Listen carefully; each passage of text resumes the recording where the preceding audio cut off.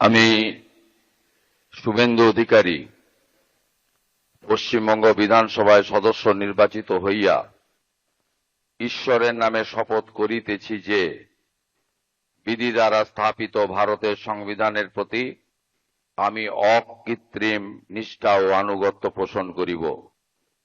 আমি ভারতের সার্বভৌমত্ব ও অখণ্ডতা রক্ষা করিব এবং যে কর্তব্যভার আমি গ্রহণ করিতে উদ্যত হইয়াছি তাহা নিষ্ঠাপূর্বক নির্বাহ করিব।